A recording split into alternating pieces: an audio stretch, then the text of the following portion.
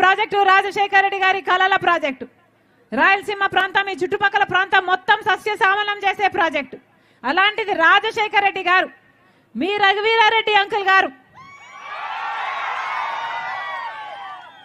పెద్దవాళ్ళు పెద్ద మనసు చేసుకుని గొప్ప ప్రణాళికలు చేసి హంద్రీనివా ప్రాజెక్టుని 90% పనులు వాళ్ళే పూర్తి చేస్తే మరి 10% పనులు చంద్రబాబు గారికి పూర్తి చేయడం చేతనైందా?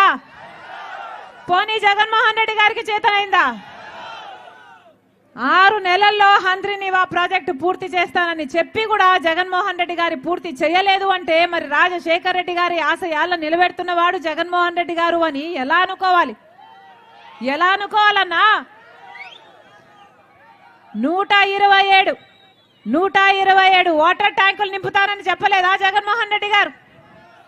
రిజర్వాయర్లు కడతారని చెప్పలేదా జగన్మోహన్ రెడ్డి గారు? ఎన్ని చెప్పాడు? ఇలాగే మైకు పట్టుకొని 5 సంవత్సరాల క్రితము ఎన్నికల కోసము మీకు ఓట్లేయమని అడగడానికి వచ్చారు. ఏం చెప్పారు? ఇక్కడ బిడ్డలంతా వలసపోతున్నారు, ఇక్కడ ఒక ఇండస్ట్రియల్ కారిడార్ ఏర్పాటు చేస్తామని చెప్పలేదా రాజశేఖర రెడ్డి గారు? అప్పటి ముఖ్యమంత్రి రఘువీరారెడ్డి గారు, అప్పటికి అగ్రికల్చర్ మినిస్టర్, వీళ్ళందరూ కలిసి ఇక్కడ 1600 ఎకరాలు అనుకుంటా, అంతేనా? 1600 ఎకరాలు సేకరించారు ఒక ఇండస్ట్రియల్ కారిడార్ కోసం. ఇక్కడ బిడ్డలు వలసలు పోకూడదు అని. ఏమైంది?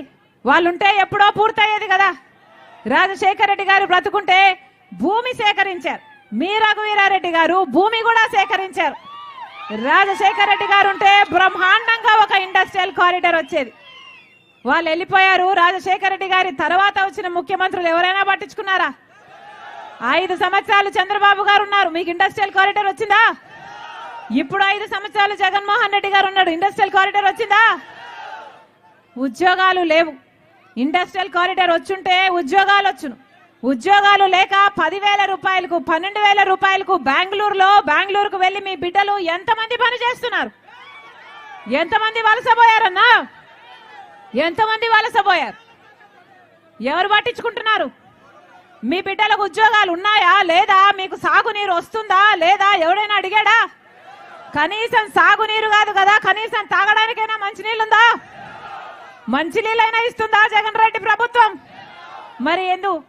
మరి ఎందుకు ఓట్లేసినట్టు? వీళ్ళని ఎందుకు గెలిపించినట్టు? వీళ్ళకి ఎందుకు అధికారం ఇచ్చినట్టు? వీళ్ళ రాజశేఖర రెడ్డి గారి ఆశయాలను నిలబెట్టేది? రాజశేఖర రెడ్డి గారు ముఖ్యమంత్రిగా ఉన్నప్పుడు భూమి సేకరిస్తే ఆ ఇండస్ట్రియల్ కారిడార్ కూడా వీళ్ళు పూర్తి చేయలేకపోతే వీళ్ళు రాజశేఖర రెడ్డి గారి ఆశయాలను నిలబెడుతున్న వాళ్ళు జగన్మోహన్ రెడ్డి గారు ఎలా అవుతారన్నా? లెదర్ పార్క్ కడతామన్నారు, కట్టాడా జగన్మోహన్ రెడ్డి గారు? వచ్చిందా లెదర్ పార్కు? ఎన్ని ఉద్యోగాలు వచ్చినాయి లెదర్ పార్క్ లో?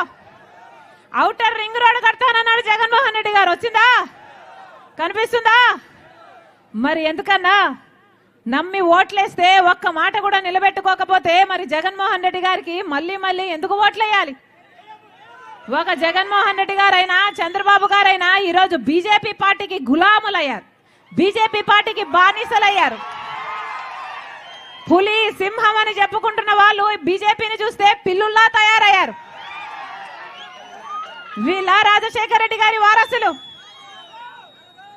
మళ్ళీ చెప్తున్నాం ఈరోజు మన రాష్ట్రానికి ప్రత్యేక హోదా రాలేదు అంటే దానికి కారణం చంద్రబాబు గారు ఎంతైతే జగన్మోహన్ రెడ్డి గారు అంత. 10 సంవత్సరాలు అయిపోయింది. మన రాష్ట్రానికి ప్రత్యేక హోదా 10 సంవత్సరాల కింద వచ్చుండాలి.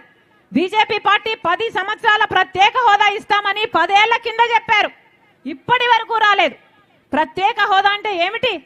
ప్రత్యేక హోదా అంటే ప్రతి నియోజకవర్గానికి ట్యాక్సులు కట్టే పని ఉండదు కాబట్టి ప్రతి నియోజకవర్గానికి ఒక 100 కొత్త పరిశ్రమలు వచ్చేవి.